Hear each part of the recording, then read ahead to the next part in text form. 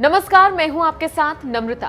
नेपाल भारत के रिश्ते सदियों बाद कड़वे हुए हैं और इसलिए बेटी रोटी के रिश्ते में दरार आई है, क्योंकि नेपाल के पीएम अपनी महत्वाकांक्षा के लिए नेपाल को खतरे में डाल रहे हैं और भारत से रिश्ते खराब कर चीन की गोद में बैठ गए हैं और चीन जो कह रहा है वही कर रहे हैं।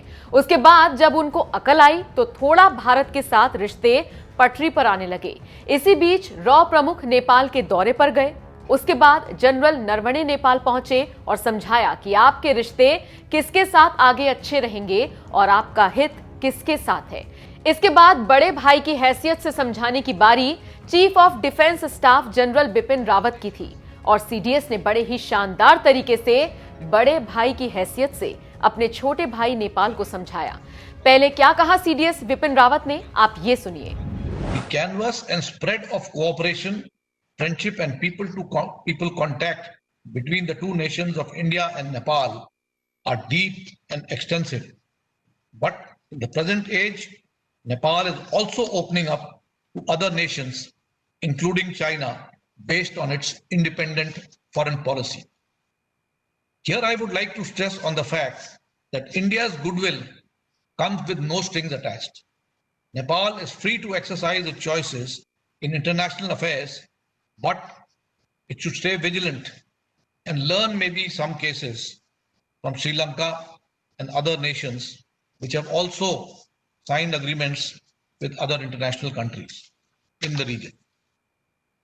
On the other hand, it is necessary to strengthen the existing relationship further for the peace and prosperity of the people of both countries who are already inseparable in every way. We must stand with the spirit of our bilateral relations. Ladies and gentlemen, and finally to conclude, I would like to reiterate once again that relations between India and Nepal are unique and have been existing for centuries. तो सुना आपने general Rawat ने किस तरह से नेपाल को अपना समझ के पूरी बात समझाई। भाई भारत की सद्भावना किसी डोर से नहीं जुड़ी है और नेपाल अंतर्राष्ट्रीय मामलों में स्वतंत्र तौर पर कार्य कर सकता है। उसे श्रीलंका और उन अन्य देशों से सीखते हुए सतर्क रहना चाहिए।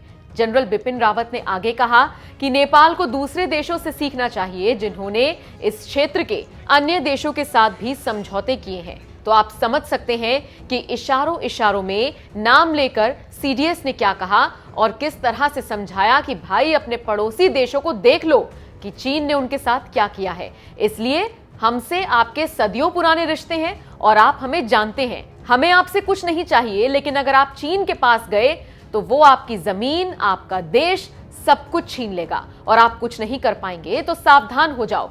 हमारा काम समझाना है, बाकी नहीं माने तो आपका भी वही हाल होगा जो बाकी देशों का हुआ। समझना ना समझना आपकी मर्जी।